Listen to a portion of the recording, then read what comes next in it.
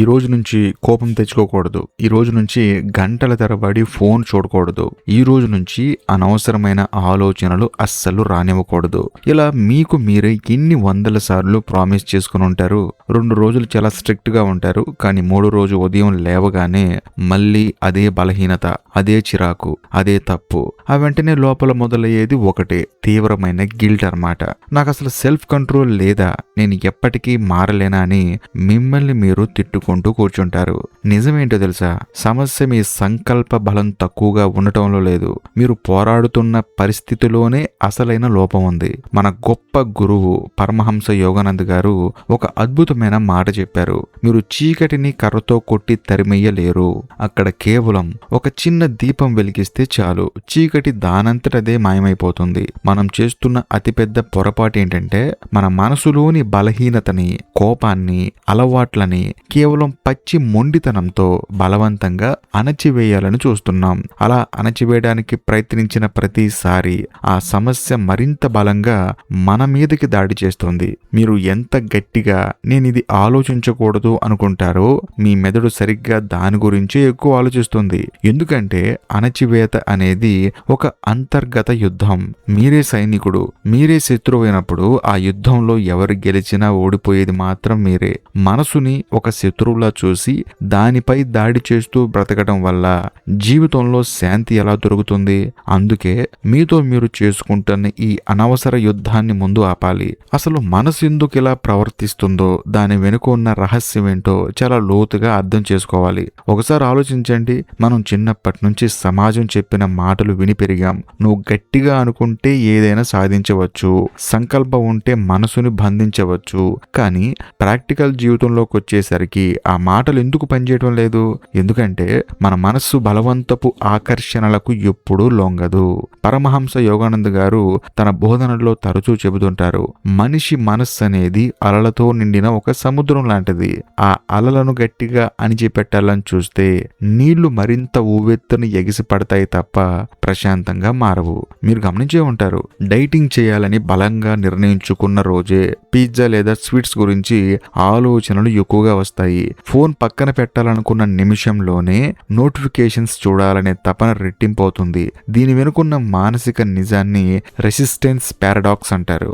దేన్నైతే మీరు బలవంతంగా వద్దనుకుంటారో దానికి మీరు తెలియకుండానే ఎక్కువ శక్తినిస్తున్నారు. మీరు ఆ చెడు ఆలోచనలతో పోరాడుతున్నంతసేపు మీ మొత్తం దృష్టి ఆ చెడు ఆలోచన మీదే ఉంటుంది.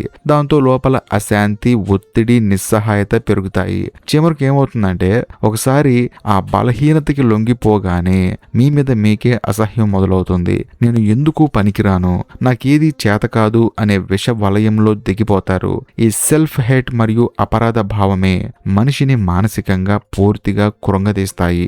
అసలు సమస్య మీ ఆలోచనలు రావడం కాదు, ఆ ఆలోచనల్ని చూసి భయపడి వాటితో యుద్ధం మొదలు పెట్టడమే అసలైన సమస్య. మరి ఈ అంతర్గత ఘర్షణ ఎందుకు మొదలవుతుంది? ఈ మాయ వెనుక ఉన్న అసలు కారణం ఏంటి? అసలు ఈ సమస్య ఎందుకు వస్తుందంటే ఈ గందరగోళానికి అసలు మూల కారణం ఎక్కడుందో తెలుసా? మన అహంకారమే. అంటే మన ఈగోలోనే ఉంది. నేను ఒక్కడినే నా ఇష్టంతో, నా మొండి పట్టుదలతో ఈ మనసుని నా కంట్రోల్లోకి తెచ్చుకోగలను అనుకోవడమే మనం చేసే అతిపెద్ద పొరపాటు. పరమహంస యోగానంద్ గారు మానవ స్వభావాన్ని వివరిస్తూ ఒక అద్భుతమైన మాట అంటారు, మనిషి ఎప్పుడూ తన అహంతోనే లోపల యుద్ధాలు గెలవాలని చూస్తాడు, కానీ ఆ అహమే అతని మొదటి శత్రువు. మనసులో ఉన్న వందల సంవత్సరాల అలవాట్లు, వాసనలు, ఆలోచన ధోరణులు కేవలం ఒకరోజు తీసుకునే నిర్ణయంతో మార్చలేం కదా. అలా చేయగలనని అనుకోవడం మనిషి భ్రమ మాత్రమే. ఒక పెద్ద ఎత్తైన కొండని మీరు ఎక్కాలనుకున్నారనుకోండి, ఎలాంటి పరికరాలు లేకుండా, రూట్ మ్యాప్ లేకుండా నేను ఒక్క పరుగున శిఖరం ఎక్కేస్తాను అంటే కాళ్ళు జారి లోయలో పడిపోకేమవుతారు చెప్పండి. మనం కూడా సరిగ్గా మనసు విషయంలో అదే చేస్తున్నాం. పరిపూర్ణత అనేది ఒక ఎత్తైన శిఖరం, అంటే పర్ఫెక్షన్ అనేది. దాన్ని ఎక్కడానికి ఒక పద్ధతి కావాలి, లోతైన అవగాహన కావాలి, రోజూ చేసే సాధన కావాలి. కానీ మనం ఏమీ లేకుండా బరిలోకి దిగి జారి కింద పడి ప్రతిసారి మనల్ని మనం తిట్టుకుంటూ కూర్చుంటున్నాం. నేను ఎక్కలేకపోయాను, నేను చేతకాని వాడిని అని చెప్పేసి ఏడుస్తుంటారు. అసలు నిజం ఏంటంటే మీరు మీ ఆలోచనలు కాదు, మీ తలలో తిరిగే కోపం, ఆవేశం, కామం, అసూయ ఇవేవి మీ శాశ్వత స్వరూపం కావు. పరమహంస యోగానంద గారు చెప్పినట్లు ఆకాశంలో నల్లటి మేఘాలు వచ్చినంత మాత్రాన ఆకాశం నల్లగా మారిపోదు. కాసేపటికి మేఘాలు వెళ్ళిపోతాయి. నీలాకాశం అలాగే ఉంటుంది. మన మనసులో వచ్చే ఆలోచనలు కూడా ఆ మేఘాలు లాంటివే. కానీ మనం ఆ మేఘాన్ని పట్టుకొని అయ్యో నా మనసంతా పాడైపోయింది, నేను చెడ్డవాడిని అని చెప్పేసి ముద్ర వేసుకొని మీరే బాధపడుతూ ఉంటారు. మరి ఈ మాయ నుంచి బయటపడి సమస్యలను నిజంగా ఎలా అధిగమించాలి అంటే, సమస్యను పరిష్కరించాలంటే మొదటి చేయాల్సింది ఆపడం. అవును, మీ ఆలోచనలతో మీరు చేస్తున్న యుద్ధాన్ని వెంటనే ఆపేయాలి.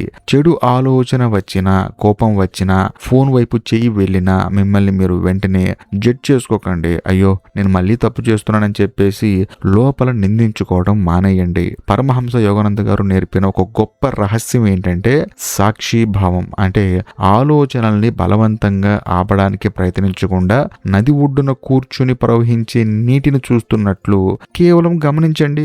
మీరు ఆ ఆలోచనని పట్టించుకోకుండా దానికి ఎమోషనల్ రియాక్షన్ ఇవ్వకుండా వదిలేస్తే దానికి శక్తి తగ్గి దానంతట అదే ఆవిరైపోతుంది.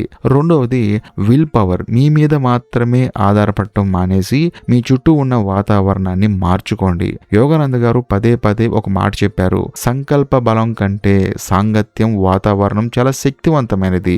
మీ చేతికి అందే దూరంలో ఫోన్ పెట్టుకొని నేను చూడకూడదు అని మనసుతో కొట్లాడటం మూర్ఖత్వం. ఫోన్ని మరో గదిలో పెట్టేయండి. నెగిటివిటీ నింపే మనుషులకు, సోషల్ మీడియా ట్రాప్లకి కొంచెం దూరంగా ఉండండి. మనసు బలహీనపడే పరిస్థితులను ముందే తగ్గించుకుంటే లోపల అనవసరమైన యుద్ధాలు చేయాల్సిన పనే ఉండదు. అన్నిటికంటే ముఖ్యంగా మీ సంపూర్ణతని అంగీకరించండి. మనం మనుషులం, రోబోలం కాదు. ఈ ప్రయాణంలో అప్పుడప్పుడు తప్పులు జరుగుతాయి. ఒక్కో రోజు కంట్రోల్ తప్పుతుంది. అలా జరిగినప్పుడు రోజంతా బాధపడుతూ మిమ్మల్ని మీరు ద్వేషించుకుంటూ కూర్చోవద్దు. సరే నేను మనిషిని, ఇప్పుడు జారిపడ్డాను, కానీ మళ్ళీ ప్రశాంతంగా మొదలు పెడతాను అని వెంటనే సాధారణ స్థితికి రండి. మనసును సరైన దారిలో పెట్టే జ్ఞానం తెలిసినప్పుడు జీవితాన్ని ఎలా ఉన్నతంగా మార్చుకోవాలో అర్థమవుతుంది. ఇక మానవ జీవితాన్ని ఎలా మెరుగుపరుచుకోవాలి. మన జీవితాన్ని మార్చుకోవాలంటే మనసుని బానిసగా చేసుకోవాలనే ప్రయత్నం మానేసి దానికి సరైన ఆహారం ఇవ్వడమే నేర్చుకోవాలి. పరమహంస యోగానంద గారు ఒక అమూల్యమైన సత్యాన్ని చెప్పారు. మీరు రోజు ధ్యానం ద్వారా మీ లోపలి నిశ్శబ్దంలోకి అడుగు పెట్టినప్పుడు అలజడులన్నీ దానంతట అవే సర్దుకుంటాయి. జీవితంలో ఉన్నతమైన లక్ష్యాన్ని, శాస్త్రీయమైన సాధనని పెట్టుకోండి. ప్రతిరోజు కాసేపు ప్రశాంతంగా కూర్చొని మీ శ్వాసని, మీ అంతరాత్మని గమనించండి. ఎప్పుడైతే ఆ లోతైన శాంతిని మీరు అనుభవించడం మొదలు పెడతారో బయట చిన్న చిన్న ఆకర్షణలు, బలహీనతలు తమ పట్టును కోల్పోతాయి. మీరు ఎంత పవిత్రంగా, పరిపూర్ణంగా ఉండాలనుకున్నా లోపల అప్పుడప్పుడు బలహీనతలు తలెత్తడం అత్యంత సహజం. వాటిని అణచివేసే ప్రయత్నంలో మీ శక్తిని వృధా చేసుకోకండి. మీ పరిమితులను నిజాయితీగా అంగీకరించండి. మిమ్మల్ని మీరు నిందించుకోవడం పూర్తిగా ఆపండి. నిజమైన గెలుపనేది మీ ఆలోచనల్ని చంపడంలో లేదు, వాటి స్వభావాన్ని లోతుగా అర్థం చేసుకొని ఉన్నతమైన స్పృహతో వాటికి అతీతంగా ఎదగడంలోనే ఉంది. అదే నిజమైన స్వేచ్ఛ, అదే నిజమైన జీవనం. ఈ వీడియోపై మీ అభిప్రాయాన్ని కామెంట్ చేయండి. మీ కామెంట్ కోసం వెయిట్ చేస్తూ ఉంటాను. బాయ్.